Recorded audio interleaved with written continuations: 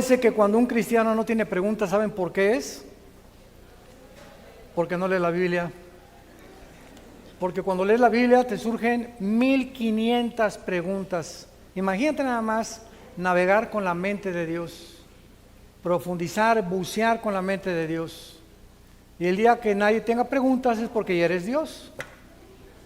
Porque hasta los mismos ángeles son impuros ante la presencia de Dios y nunca habrá en la eternidad el día que todos lo sepamos, aun cuando vayamos a vivir en la eternidad. Solamente Dios es omnisciente, omnipotente y omnipresente. Bueno, comenzamos con aquella sección de allá. Vamos por secciones. Nada, allá están los teólogos. Acá, adelante. Adelante. Vamos a ir por secciones, ¿eh? ¿Quién tiene el micrófono para esta sección? Ah, perdón. Entonces, ¿sí se levantó alguien? A ver. Sí, buenas tardes. Pastor, a mi mamá le dio demencia senil. ¿Esta es provocada por demonios? No le oigo. A mi mamá le dio demencia senil. ¿Esta es provocada por demonios? Sigo sin oírle. Demencia senil. ¿Sí es provocada por demonios? Demencia senil. Ajá. Mira. Senil. Ajá. ¿Perdón? Senil. Ajá. Ok, no necesariamente. Mira, hay dos casos en las que se tienen que descartar la influencia de espíritus operando en una mente humana. Cuando hay algún trauma de algún golpe de alguna persona o cuando hay falta de litio, que es una sustancia que el cerebro necesita principalmente y que puede descompensar cuando no existe, que esa persona pueda tener problemas. Pero regularmente cuando llega una persona, mi mamá por ejemplo, nuestra mamá murió a los 93 años, muchos de ustedes la conocieron, y mi mamá a los 93 años te recitaba un poema de 100 palabras. Increíble que a su edad tuviera todavía una lucidez tan grande de memoria. ¿Por qué? Porque practicó la memorización durante toda su vida.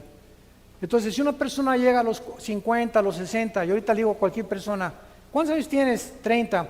¿Me puedes recitar un salmo entero de memoria? No, nomás Juan 3:16. Entonces, ¿cómo podemos nosotros creer que vamos a mantener la viveza y la inteligencia de la memoria si no memorizamos cuando tuvimos la oportunidad de memorizar? Acuérdate de tu Creador en los días de tu juventud.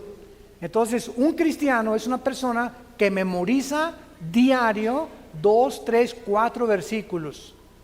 Ya ni siquiera, si ni siquiera puedes recitar el Salmo 23, mejor dedícate a pescar camarón en Acapulco. Porque, ¿qué le dijo Dios a Josué? Josué 1, 8 y 9, de día y de noche meditarás. ¿Cómo puedo meditar si no memorizo? En este libro de la ley. Y cuando tú lo hagas, todo lo que hagas te va a prosperar. La demencia senil puede venir por una falta de cuidado de la mente. El alcohol puede también afectar gravemente nuestro pensamiento. Y hay muchas causas, ¿verdad? Eso ya tendrías que tratarlo con un neurólogo. Pero espiritualmente es solamente cuando esa persona fue bruja o fue brujo, que ya principalmente comienzan a afectarse con problemas mentales. Por esta sección, aquí una señora. Pero en segundo lugar quedó ella. Sí, se levantó. Ahorita que regresemos a aquella le damos a usted. Adelante. Sí, Dios le bendiga, pastor. Hay un texto bíblico en Génesis 32, 28 me parece, donde habla de que Jacob peleó con Dios y los hombres y los venció. Nunca lo he entendido. ¿Cuántos años tiene de cristiana? Ay, ya muchos. Pero no he entendido ese texto bíblico. ¿A quién venció? Una de las cosas más sorprendentes de la Biblia es que Dios aparece en forma humana. Génesis 18, a Abraham con 2 ángeles y come con él. Y en este caso era Dios el que estaba peleando con Josué. Ahora todos nosotros tenemos que pelear con Dios. Siéntese, es una muy buena pregunta porque nos da pie a lo siguiente. A Dios no le molesta que lo consultemos o que pongamos en duda cosas que están en la Biblia. Síganme con mucho cuidado. Y tenemos el caso de Job. Job dijo, Dios dio y Dios quitó, pero en el capítulo 3 Dios comienza a decirle a Dios, ¿por qué mejor no aborté? ¿Por qué me permitiste nacer? Para todo lo que estoy sufriendo, perdió la familia, perdió los hijos, perdió la salud. Entonces, vean ustedes lo que hace la diferencia. Job viene, Padre, ¿por qué mejor esto no me pasó? ¿Por qué me está pasando aquello con mi hijo? ¿Qué le pasó a mi hija, Señor? ¿Qué es lo que está pasando? Vean en la otra forma. ¿Por qué hiciste eso? ¿Para eso soy cristiano? ¿Para eso me quitaste mi trabajo? A ver, mira nomás mi hija. ¿Así quieres que siga yendo a la iglesia? Las dos personas están cuestionando a Dios. ¿Qué hace la diferencia? La actitud del corazón, la mansedumbre. Entonces, Dios quiere que peleemos con Él. Yo, por ejemplo, en la escatología, que es el área más fuerte, la teología que he desarrollado, las profecías bíblicas, hace 30 años, 25 años tenía yo la pretribulación, postribulación, amilenismo, etcétera, etcétera, y veía tantas cosas, y los pastores me decían, es que nunca vas a encontrar la verdad en la profecía, y está muy difícil el Apocalipsis, tiene demasiados símbolos para interpretarlo. Se daban por vencidos en el estudio, y lo que Dios quiere es que perseveremos, que persistamos. Y cuando venimos a la Biblia es como comer pescado. Encuentro una espina, me la quito y la hago a un lado, pero me sigo comiendo el pescado y la carne. Así en la Biblia, cuando no entiendas algo, hazlo a un lado, sigue comiendo lo que entiendes. No te quedes detenido en lo que no entiendes, hasta que Dios te dé la luz para poderlo entender. Porque Dios le concedió a Jacob que realmente le diera lo que él estaba pidiendo. Y por eso ahí le cambió el nombre de Jacob, que significa el que engaña, a Yisrael, que significa el que lucha al lado de Dios. Y cuando luchamos con Él en oración y le pedimos e insistimos, por favor salva a mi hijo, salva a mi hija, Padre Santo, y descansamos en eso, Dios nos concede las peticiones de nuestro corazón. Hemos vencido en oración. Pero vamos por secciones, sigue esta sección.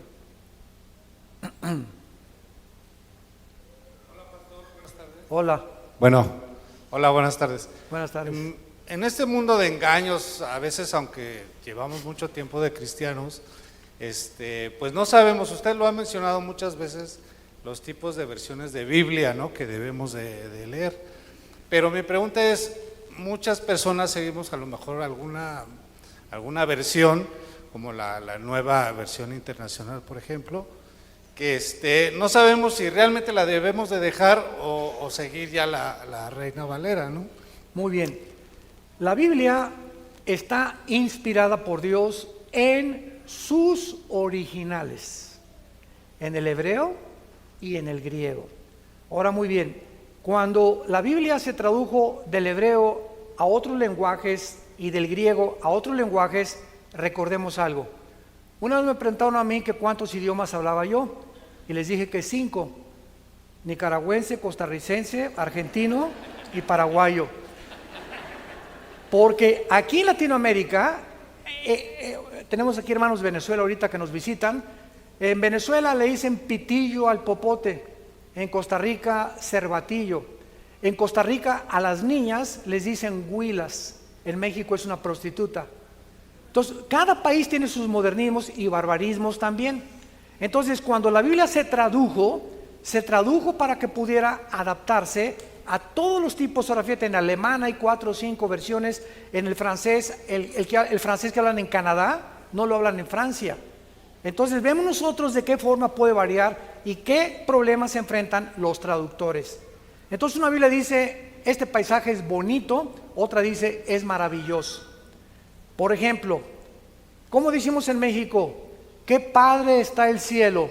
Imagínate traducirlo al inglés. What father is the heaven? No tiene ningún sentido, ¿verdad? Y los chistes americanos tampoco tienen sentido para nosotros. Les contamos chistes de Cantinflas y no los entienden los gringos. Y ellos nos cuentan chistes de los que ellos tienen y tampoco los entendemos porque es adaptable a su cultura. Entonces, cuando tú vienes a la Biblia, tú puedes leer diferentes versiones. Yo recomiendo siempre la versión Valera, Reina Valera, de 1960, que es la que tengo desde que me convertí. La nueva versión internacional tiene más de 22 versículos que sustrajeron del Nuevo Testamento. Y el original de las palabras hebreas del Antiguo Testamento, por ejemplo, en Génesis 35, donde dice murió Benoni, en lugar de morir y su alma se salió, le pusieron suspiró. O sea, y eso no habla nada de que el alma se salió, porque la palabra ahí es nepesh en el hebreo, que es alma. Entonces ahí te das cuenta que con esa traducción ya no me meto. Entonces ya que nos convertimos en estudiantes serios de la Biblia, comienzas a buscar Biblias que ya tienen en cada palabra la traducción y tienen otras con diccionarios o de palabras que ya pueden darte y ampliarte el significado con mucho más profundidad. Por eso Jesús dijo en Juan 5:39, escudriñen las Escrituras, que significa hagan pozos. No la leas así, Jesucito mío, mi dulce compañero, amén. Es mi devocional. Mejor comprarte un perico y que mejor repita lo que tú estás haciendo, ¿no? Entonces tenemos que profundizar en la palabra y tomarle en serio la palabra, y Dios nos va a ampliar como no nos imaginamos este cerebro que tiene capacidad, un niño de 7 años, de hablar 4 idiomas a los 6, 7 años de edad. Es inimaginable el almacenamiento de la memoria que Dios nos ha dado. Inimaginable, pero lo hemos hecho a un lado, no lo practicamos. En aquella sección, allá.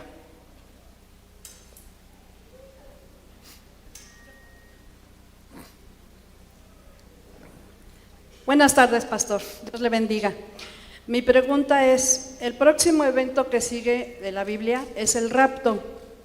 Y mi pregunta es, ¿por qué nosotros no vamos a pasar por la tribulación y los santos del Antiguo Testamento que fueron torturados, quemados? Esa es la pregunta. ¿Nosotros por qué no pasaríamos por tribulación?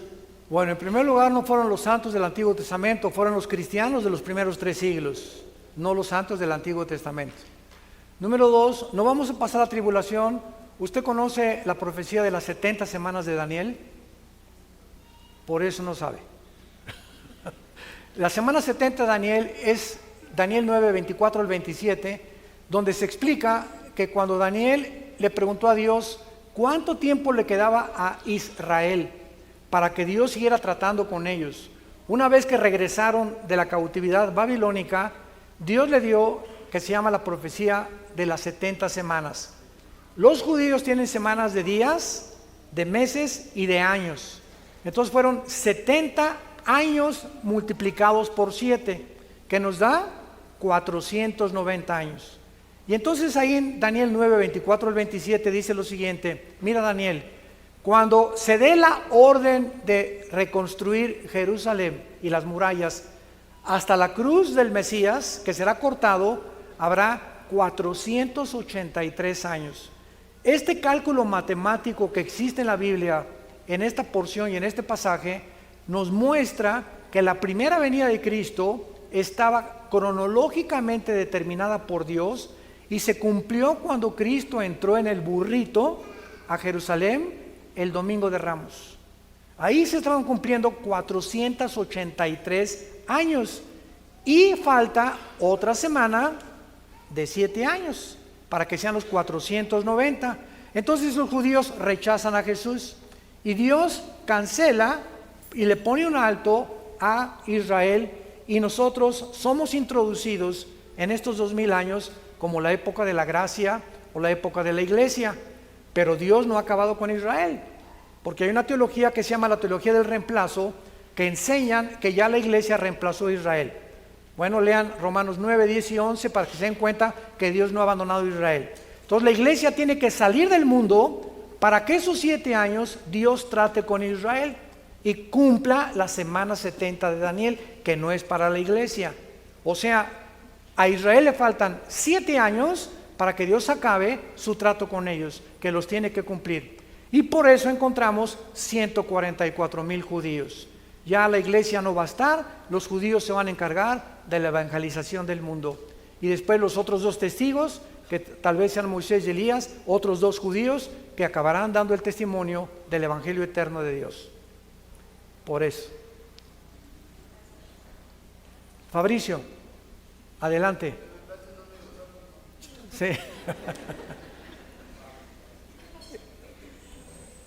Una pregunta, lo de la gran ramera y... Párate, Fabricio, párate. Lo de la gran ramera y la bestia, ¿cómo es la cuestión de lo del Vaticano? que la gran ramera y la bestia? Muy buena pregunta, Fabricio. Muy bien. Es impresionante cómo a través de toda la historia el Estado ha necesitado a la religión para gobernar. Por ejemplo, Europa, 18 siglos Europa fue gobernada por el Vaticano. Los reyes no se podían casar, no podían comprar, no podían hacer nada sin la autorización de Roma. Hasta que Inglaterra se rebela en 1625 y huyen a Estados Unidos, llegan a Rhode Island, el estado de Virginia, y los Pilgrims o los peregrinos fundan Estados Unidos de Norteamérica con la Biblia. Pero de México hasta la Patagonia no nos llegó la Biblia, llegó Fray Bartolomé de las Casas, con el Vaticano y con la religión romana, que se mezcló con la brujería de los indígenas y de los aztecas, y hubo un sincretismo entre las dos. Esto se ha visto a través de toda la historia, Fabricio, y Apocalipsis 17 termina así: una ramera que representa a la iglesia, o la falsedad, o la mujer que no es la virgen que Dios tiene, que somos la iglesia verdadera. Y la bestia, vemos nosotros que es el anticristo, y la ramera montada sobre la bestia. O sea, los primeros 3 años de la tribulación, el poder religioso del Vaticano va a gobernar al anticristo. Y a los 3 años y medio el anticristo se deshace del poder religioso, capítulo 17 de Apocalipsis, y entonces el anticristo los últimos 3 años y medio gobierna y se proclama Dios. Pero vemos nosotros la necesidad que tiene el mismo anticristo de usar a un falso profeta, que tal vez sea, no sé si este papa o el que sigue, pero la necesidad que tiene de poder. Ahora, me llamó la atención algo. Hace una semana, Francisco, el Papa, acaba de declarar, hizo esta declaración, escuchen muy bien, hace una semana salió en italiano y lo trajo en todos los idiomas: convoco al mundo entero a que hagan un pacto de las naciones con el Vaticano, para que el Vaticano vuelva a administrar a las naciones, como lo hicieron en la Edad Media. Y además convoco a todas las iglesias para que se metan al paraguas de Roma. Y esto se llama el ecumenismo, y hay miles de pastores en el mundo que se están uniendo a este movimiento con el propósito de seamos uno para ganar las almas. ¿Sabes una cosa? ¿Cómo pueden caminar dos juntos si no estuvieran de acuerdo? No es el amor lo que nos une, es la verdad. Porque si es amor, dicen que es el amor de la Biblia, no es el amor de la Biblia. El amor de la verdad, el amor requiere amor a la verdad, y la verdad es Jesús. Ahora por acá, acuérdense, es una por secciones. Bueno, la pregunta es, quisiera saber por qué estaba desordenada todas las cosas antes de la creación, o sea, en el tiempo de pre-Adán, digámoslo así, por el estilo. Y en el caso de eso, se me viene a la mente de que era cuando estaba la guerra entre Satanás contra Dios, y se hizo ese desastre, o qué Muy pasó. bien. Versículo 1. Bereshit Elohim ha-Hamayin ha-Eretz. Son 7 palabras en el hebreo. Y estas 7 palabras en el hebreo menciona la palabra tierra, que es Eretz, con Z al final, Eretz. Bereshit es Génesis, en el principio, Elohim es Dios, Hamayin los cielos. Entonces, en estas 7 palabras, Dios está diciendo que la tierra estaba seca. En el principio, antes de que Dios creara nada. Entramos al versículo 2 y encontramos un panorama completamente caótico, desordenado. Y encontramos la palabra tinieblas cubriendo la tierra sumergida completamente en agua. Encontramos la palabra abismo y encontramos la palabra soledad o desolación. Tohu, bohu en el hebreo. Entonces, ¿qué pasó entre el versículo 1 y el versículo 2? Entre el versículo 1 y el versículo 2 hubo millones de años que están relatando Ezequiel 28, si lo quieren apuntar, Isaías 14, del 12 al 14, Ezequiel capítulo 33, Isaías capítulo 31 y capítulo 10 de Isaías. ¿Qué está relatando la Biblia? La rebelión satánica. Antes de que fuera creado el hombre, Dios creó a los ángeles, se rebelaron, y esta tierra donde tú y yo estamos aquí fueron habitadas por los ángeles caídos. Este es el tema de mi nuevo libro que ya se acabó, vamos a mandar más, La invasión de los ángeles caídos. Tomaron posesión de la tierra, Dios puso una pareja para restaurar el orden de la tierra, y la pareja falló con Dios y Satanás regresó ya no como el rey. Juan 12:31, como el príncipe de este mundo. Y 1 Juan 5:19, Él es el que tiene el control del mundo entero. Todos los países y naciones del mundo están bajo principados satánicos. Y nuestra lucha no es entre nosotros, ni contra comunistas, ni contra tu suegra. Nuestra lucha es contra potestades, gobernadores, huestes espirituales de maldad. Nunca veamos a ningún ser humano como el origen del enemigo, sino los que están detrás de nuestros enemigos. Atrás, allá arriba se me olvidó, hombre, los huerfanitos allá arriba, hombre. Perdón. Pastor, buenas tardes, Dios Bueno, lo bendiga. sí. Le quiero hacer una pregunta. Un líder religioso, un pastor en lo particular, ¿qué tanto puede ser benéfico que aspire a algún cargo político? Un ejemplo, los derechos humanos, alguna candidatura por alguna cuestión de gobernatura o algo así. Gracias. Hay dos razones. No fue llamado para ser pastor nunca. Un hombre que cambie el pastorado por un puesto político, por lo que sea, es que no tuvo el llamado de ser pastor. Y si lo tuvo, está prostituyendo su llamado. ¿Cómo se puede cambiar la posición que tenemos? El gobierno no puede cambiar los corazones humanos. El gobierno está establecido por Dios, Romanos 13, 1 Pedro capítulo 3, para que podamos nosotros tener derecho a la propiedad privada, libertad de expresión y libertad individual de la familia. Y cuando el gobierno no emplea el Estado de Derecho para garantizar a los ciudadanos esto, es cuando entonces el gobierno ha dejado de funcionar. La iglesia tiene otro llamado, cambiar los corazones humanos. Entonces, si los gobiernos entendieran la imprescindible necesidad de nosotros de la iglesia, que pudiéramos trabajar juntos, no revueltos, porque hay separación de iglesia y de Estado, pero que pudieran escuchar el asesoramiento que les pudiéramos dar y nos permitieran ir a todas las cárceles del país para que los presos supieran ellos que lo único que los va a cambiar es Jesucristo, México cambiaría. Pero ¿sabes una cosa? No les conviene, desgraciadamente. Y en el mundo entero es así. A los gobiernos no les conviene ni que el pueblo esté educado, ni que el pueblo tampoco no se alargue al gobierno y no a su familia. El que tenga oídos que oiga. Buenas tardes, pastor. Quisiera hacerle la pregunta, ¿por qué los Estados Unidos no están mencionados en la Biblia? Ni México, ni San Miguel de Allende, ni... Pero como potencia económica me refiero, eso es más que todo no haciendo el tema religioso, sino haciéndolo económico. Esa es mi pregunta. La Biblia se enfoca, lo que te hice fue una broma nada más, y muy buena pregunta.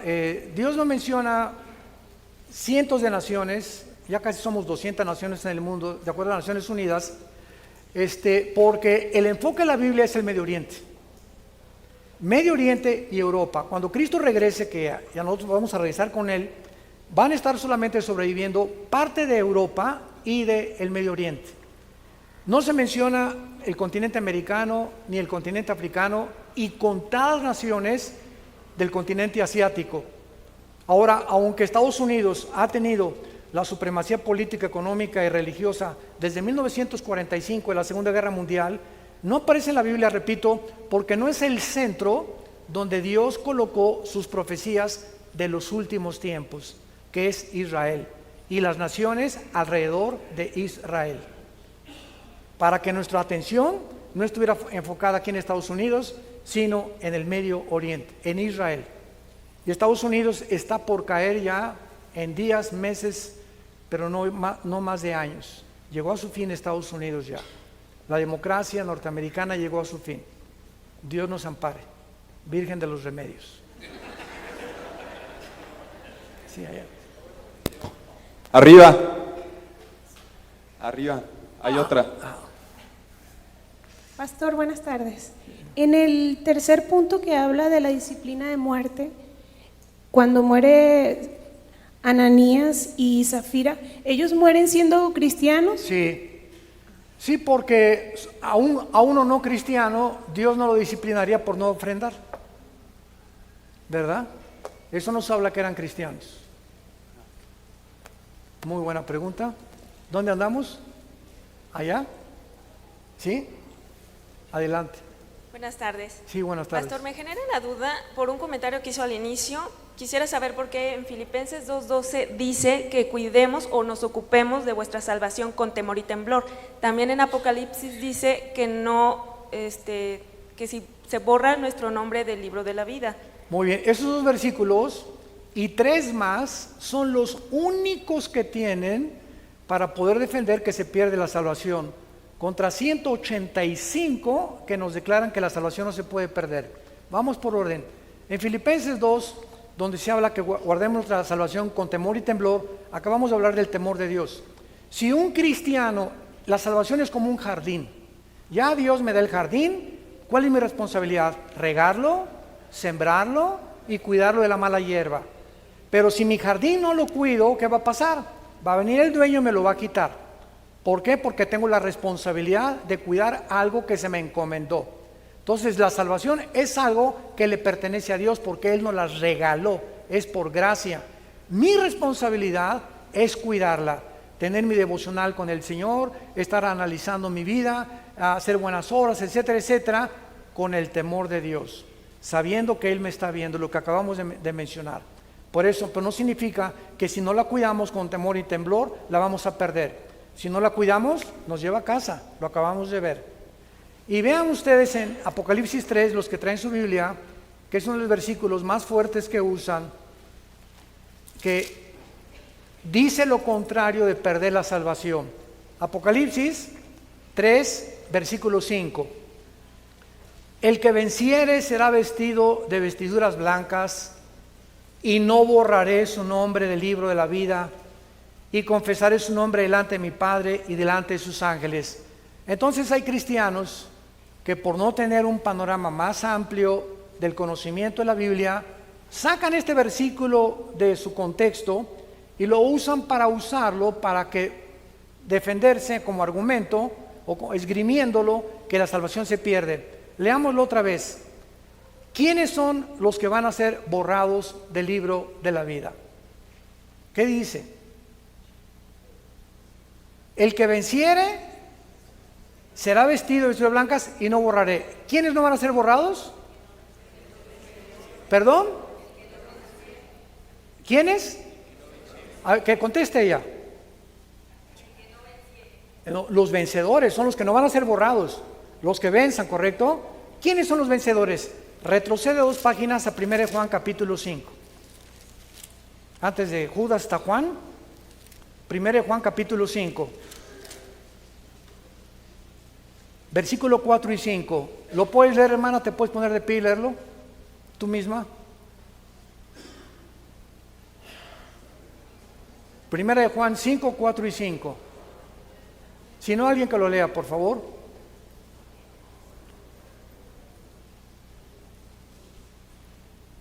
Porque todo el que es nacido de Dios vence al mundo. Perdón, ¿quién? Todo el que es nacido de Dios. ¿Qué cosa? Todo. ¿Quiénes vencen Todo al lo mundo? que es nacido de Dios vence al mundo. ¿O que tú naciste de Dios? Sí. Entonces eres vencedora, no te van a borrar el libro de la vida. Pero sigue leyendo otro también, para remacharlo. Vence al mundo y está en la victoria, que ha vencido al mundo nuestra fe. ¿Quién es el que vence al mundo? Sino el que cree que Jesús es el Hijo de Dios. Ahí está. La Biblia misma declara quiénes son los que no vamos a ser borrados. Los que hemos nacido de nuevo.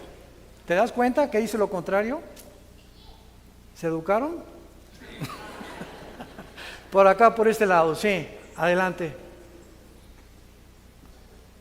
Y así es la Biblia, ¿verdad? Hola, buenas tardes. Mi pregunta es si los muertos tienen conciencia de lo que está pasando en la actualidad. ¿Los muertos? Ajá.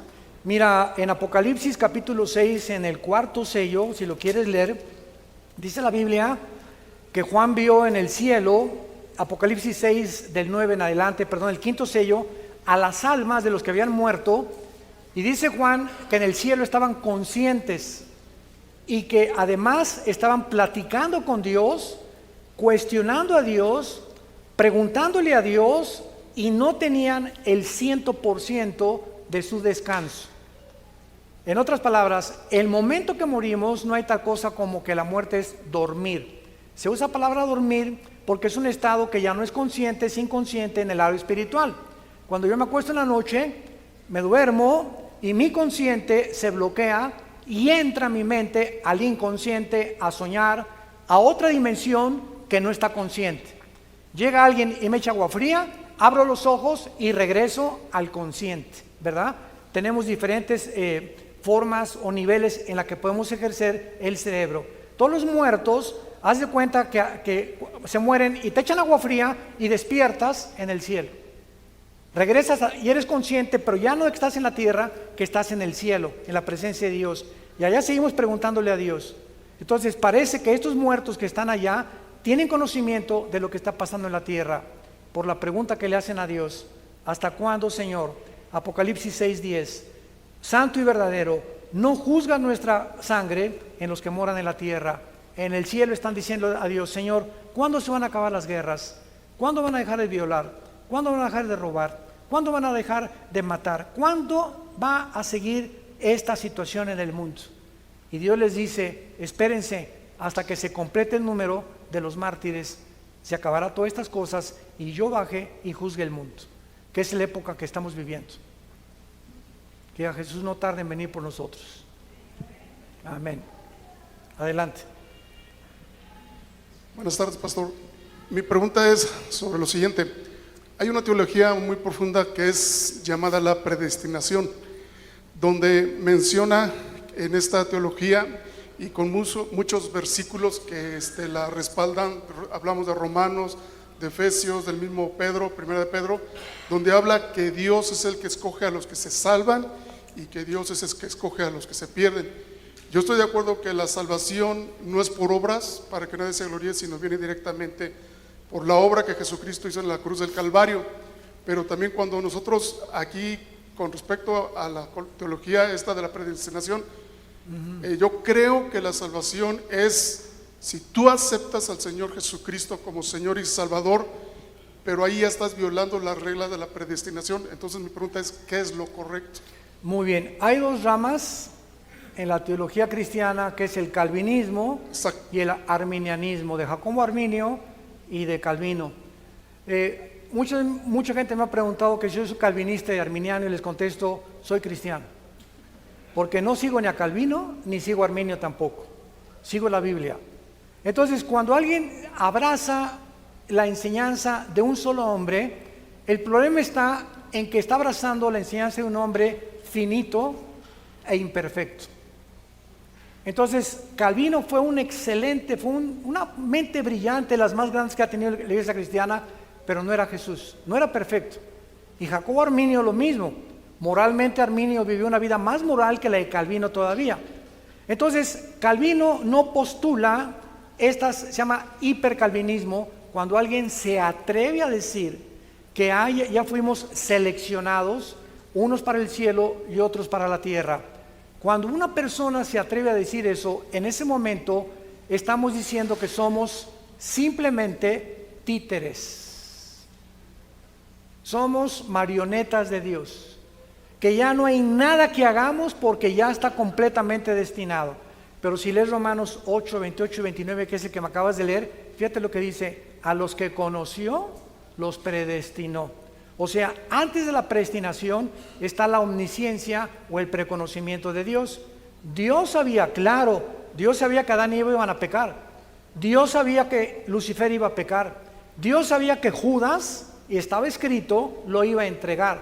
Pero al mismo tiempo que Dios sabía lo que las criaturas iban a hacer, Él no podía violarle a las criaturas la característica más grande que nos ha dado, que es el libre albedrío. Imaginemos a Judas como un ejemplo el día del juicio. A ver, Judas, ven para acá. Judas, espérame, Señor, espérame tantito, permítanme, me voy a defender. Si yo no hubiera muerto, si no hubiera traicionado a Cristo, ninguno de ustedes sería salvo, ¿eh? Denle gracias a mí que traicioné a Jesús, porque además estaba escrito y Dios me escogió para eso. Yo no merezco irme al lago de fuego. Sí.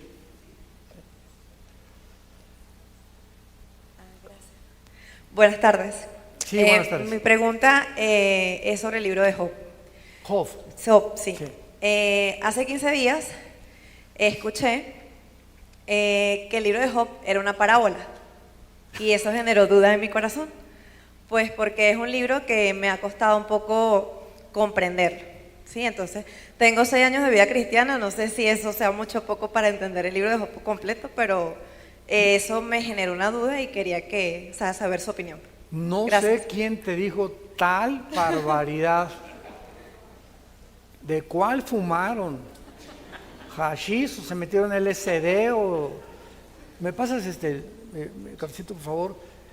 Una parábola, la palabra parábola significa algo que se compara con otra cosa. Y es como el que dice cuando Cristo usa la ilustración del infierno, que fue una parábola. Ahí está usando personajes como Abraham, que fueron reales, y Lázaro. Entonces, si Job fuera una parábola, ¿con qué lo está comparando? Cuando el mismo Satanás se presenta y no está comparando Dios a nadie. Además, el libro de Job contiene los registros científicos más grandes de la Biblia. En el libro de Job encontramos un versículo que dice que él le dio peso al aire antes que se descubriera el aparato para pesar el aire. La Biblia ahí en Job nos habla de las constelaciones del Orión, las constelaciones del Zodíaco, y nos habla de la acomodo que son 7 estrellas azules, las constelaciones del Orión, que no pueden estarse comparando. O sea, el que te dijo eso no es ni cristiano. Ha de estar leyendo la revista Duda. De veras, la imaginación es impresionante, ¿verdad? Por acá seguimos. A ver, aquí. Buenas tardes, pastor. Sí. Tengo una amiga que es misionera en Turquía. Ella, pues ¿En Turquía? En Turquía, sí, yo la quiero mucho a ella. Es muy mi amiga. Pero me cuestiono mucho con respecto a lo que ella me dice. Me dice también que no debo juzgar la obra del Espíritu de Dios, porque, por ejemplo, cuando hablamos acerca de cosas extrañas que vemos como el que una persona se sacuda sin control, o se ría sin control, o se tumbe sin control y todo esto, ella me dice que eso es una obra del Espíritu. Muy bien. Y la verdad es que como yo no lo veo en la Biblia, pues me queda la duda y también el hablar. Vamos a ser breves en las preguntas etcétera. porque hay mucha gente para preguntar. Esa misionera, ¿verdad? Ore por ella. Seguramente proviene de alguna iglesia carismática, donde se pone énfasis en sentir a Dios. Y el sentir a Dios externamente es el peligro más grande en el que el cristiano se puede involucrar, porque Dios actúa de dentro hacia afuera y no de afuera hacia adentro. Entonces llegó un momento en los 90, a principios del siglo XXI, que se introdujo en las iglesias tantas barbaridades y tantas herejías, donde si una persona no sentía a Dios, o no se podía temblar, o no se caía al suelo, no era una evidencia que el Espíritu Santo estuviera en ella. ¿Dónde está, por el amor de Dios, eso en la Biblia? Si leemos 1 Corintios 14, dice que Dios no quiere nunca que divorciemos nuestro estado consciente de nuestra vida. Entonces, si una persona dice que comienza a sacudirse y ya no está consciente de lo que está haciendo, eso no es el Espíritu Santo, eso es un demonio. Entonces tenemos que aprender a discernir. Ore por esa hermana cristiana, porque está completamente equivocada, sinceramente equivocada. Porque hay mucha gente que es sincera, pero se puede estar sinceramente equivocado, ¿verdad? ¿Por dónde vamos? Adelante.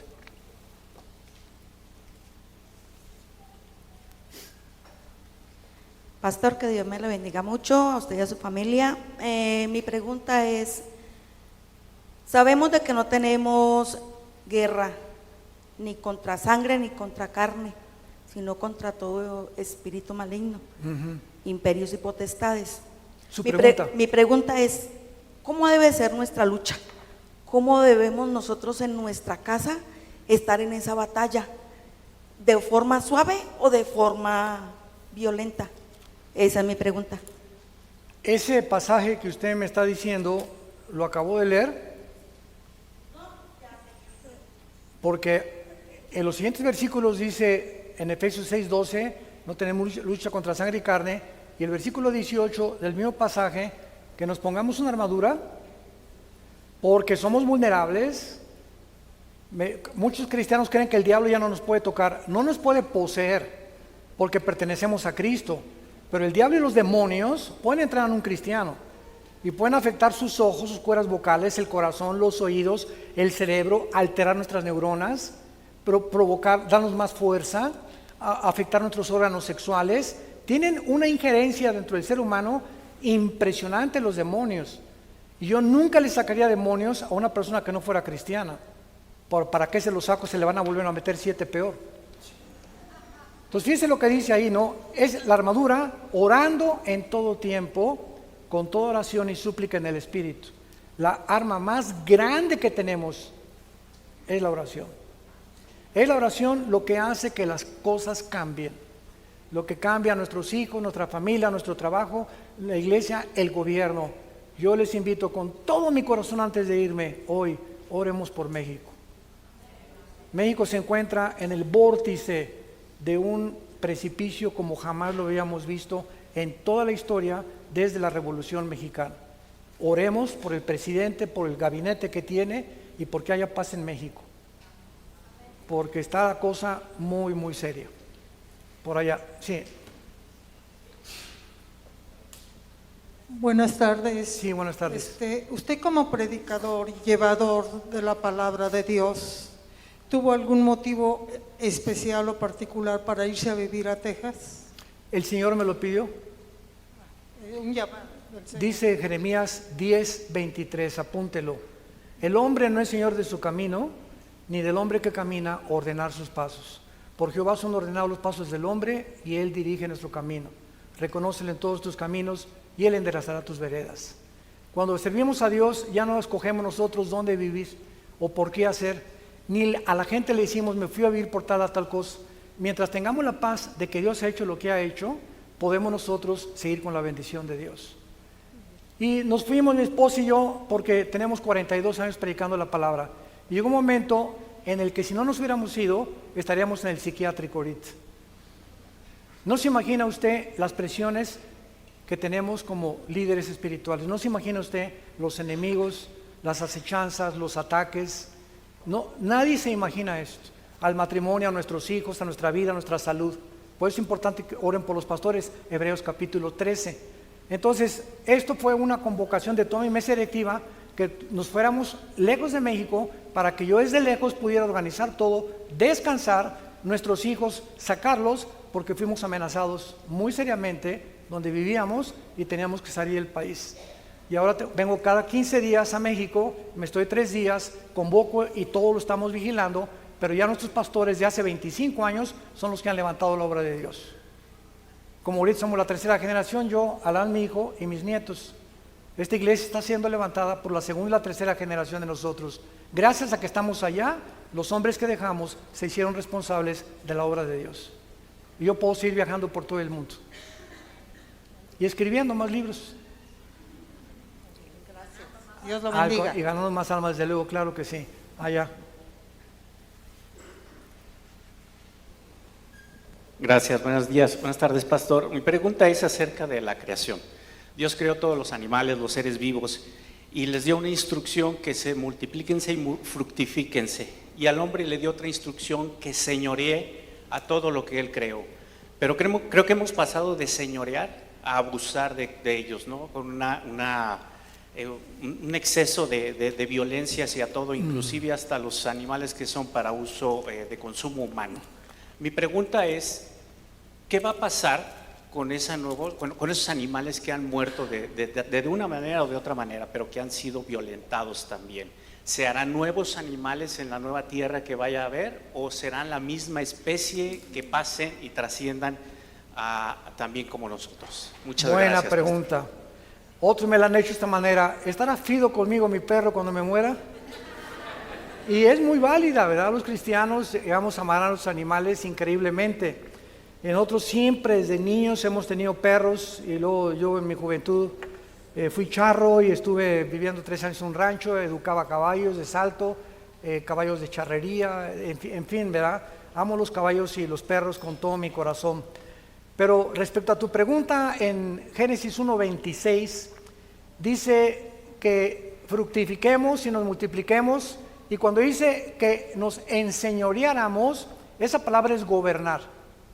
Esto significa que los animales no nos van a gobernar a nosotros, sino que el temor de nosotros estará sobre los animales. Por eso tú vas caminando allá en Dallas, donde vivimos mi esposa y yo, vivimos como en un rancho así, pero lejos de Dallas, lejos de la ciudad de Dallas, o donde vivían todos los rancheros antes, y está lleno de ardillas. Yo voy caminando en la mañana, porque yo corro todos los días, y veo una ardilla y se esconden. Y yo le digo, ardillita, ardillita, qué bonita está la nena. No me hace caso, se echa a correr. Pasan los conejitos, y pasan venados y se echan a correr. ¿Por qué? ¿Por qué tienen miedo de nosotros muchos animales, no? Nos damos cuenta por eso, porque nos respetan. Aunque sabemos que no le vamos a hacer nada, nos respetan. Ahora, en Génesis 9, después del diluvio, Dios repitió la misma orden, dándonos permiso ya de no ser veganos, vegetarianos. El que lo quiera hacer, que lo sea, pero ya tenemos el permiso de comer carne y de comer puerco, camarones. Seguro que fue un gordito. Ah, ¿no? Bueno, mira lo que dice Génesis 9. Es después del diluvio. Bendijo Dios a Noé y les dijo la misma orden de Adán y Eva: fructifiquen y multiplíquense. El temor y el miedo de ustedes estarán sobre todos los animales de la tierra y sobre todo de los cielos.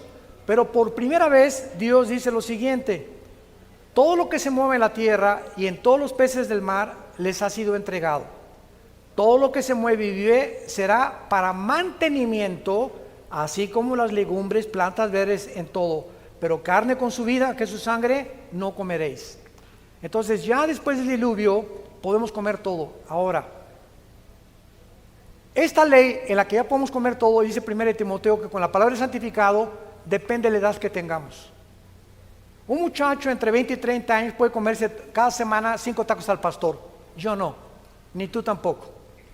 ¿Por qué? Porque no tiene la digestión que tenemos al pasar ya al 5º piso o al 6º piso. Entonces, mientras más nos acercamos a la 3ª o la 4ª edad, porque hay la 4ª edad ya, tenemos que cuidar más nuestra alimentación. Yo tengo que tomar mínimo 2 litros de agua, pero no el agua 0 electrolitos, 0 minerales.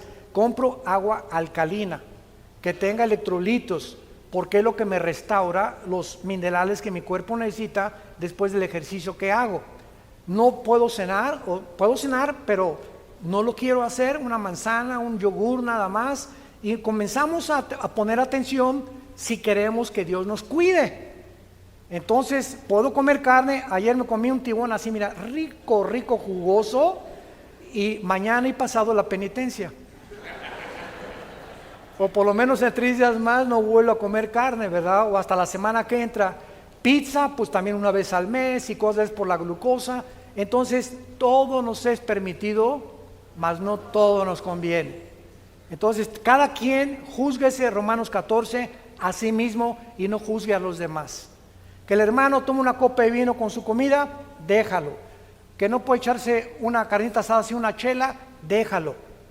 Tú no te gusta, no te la tomes, no juzgues a tu hermano. Júzgalo cuando se emborrache y se acaba una caja de cervezas o la botella entera. Pero tenemos que entender eso. Cada quien tiene que ser responsable con una conciencia delante de Dios de lo que está haciendo. Allá atrás.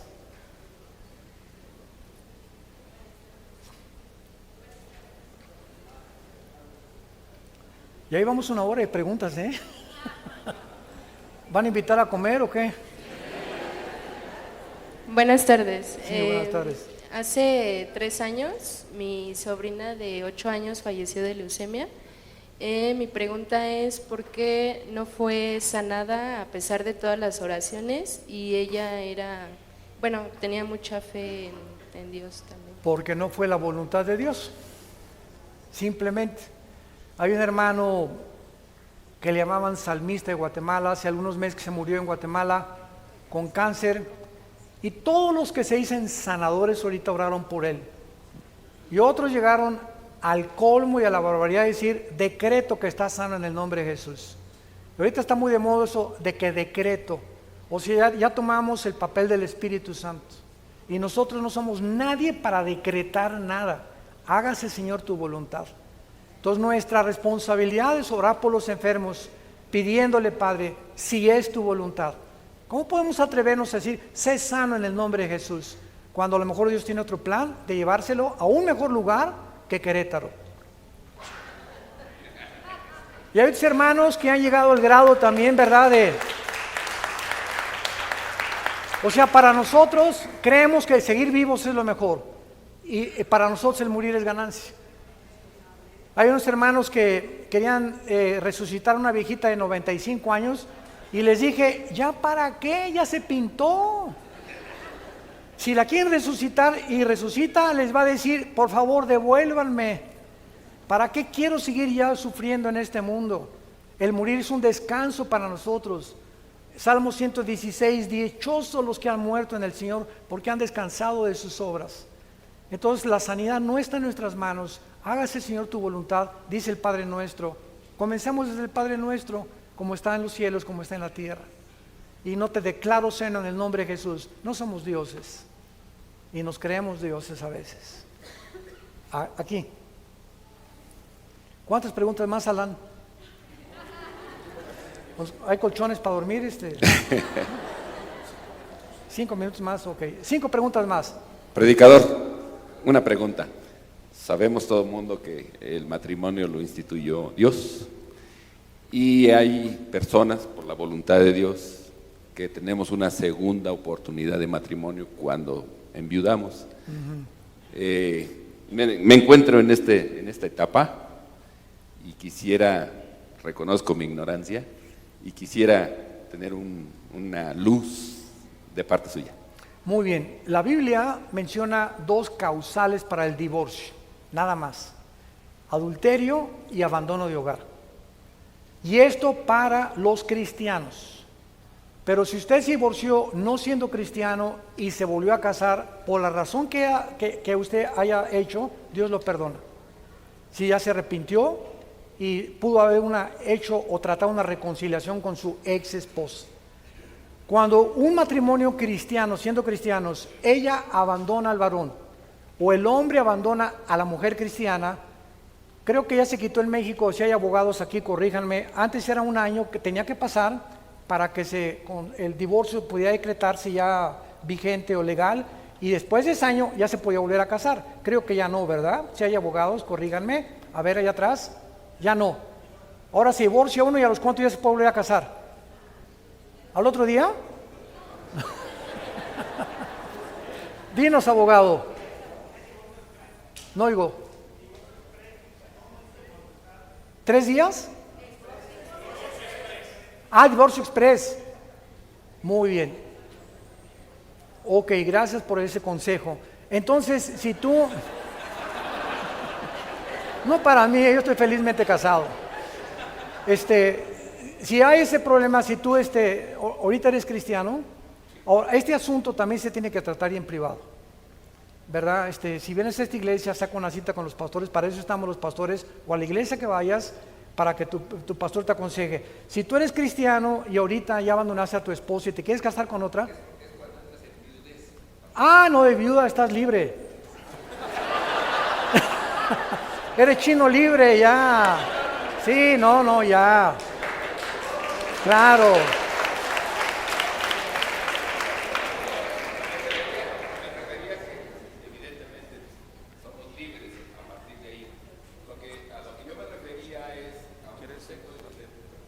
A lo que yo me refería es, bueno, tenemos infinidad de versículos que habla del matrimonio, de los hijos, de la educación, etcétera.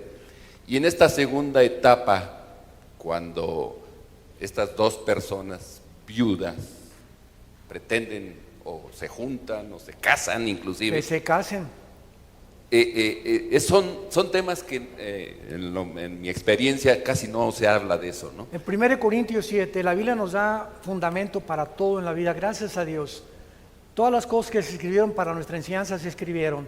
Dice en 1 Corintios 7 que la única opción para que una persona no se vuelva a casar es si tiene el don de continencia.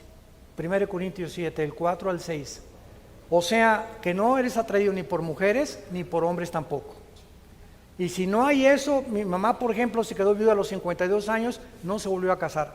Mi mamá se quedó viuda para levantarnos y sacarnos a nosotros. Y gracias a ella pudimos enfrentarnos a la vida, sin nuestro padre.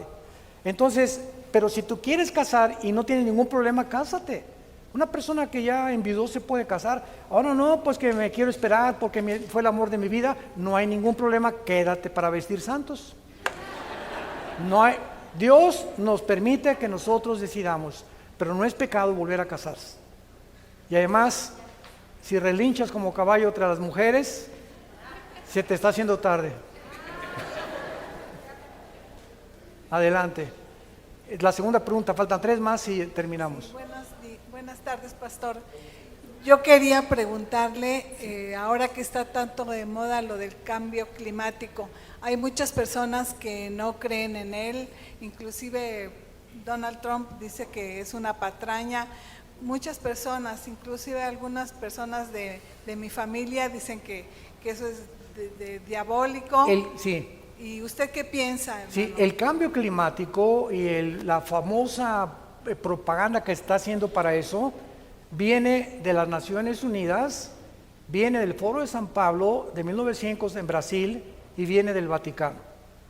¿Qué es lo que está tratando de hacer? Enfocar que el problema en el que el mundo se encuentra es por la ecología. Y aunque es verdad, al niño gado ya lo quieren sacar. Y estamos enfrentando un problema que trasciende nuestra capacidad de sacar todo el petróleo que está en el mar, la contaminación que ya está en el aire, la contaminación de la comida. Hemos llegado al final de la destrucción del planeta y ahí estamos preocupándonos en corregir ese mal. No hay por dónde corregirlo. Que ya no usen bolsas de plástico, que ya no estas cosas, pues sí hay muchas cosas, pero eso no se va a cambiar. Esto es completamente irreversible. Entonces es un programa para ocultar los programas más grandes que hay en el mundo, como la injusticia y la pobreza, y sobre todo cuando hay gobiernos que están ya promoviendo el transgénero, y a través de eso lo ocultan como una cortina de humo para no enfocarse en la realidad, enfocarse en aquello que ya no se puede arreglar, y lo inflan y levantan héroes como esta niña en Suecia que levantaron, o en Noruega, y las hacen héroes para que acaparen los medios de televisión y atraiga a las redes sociales a la gente y caigan en la trampa. 2 preguntas más. Allá atrás, el abogado. Abogado Express. Así te vamos a llamar ahora. Dios lo bendiga, pastor. ¿Qué tal? Buenas tardes. Buenas tardes.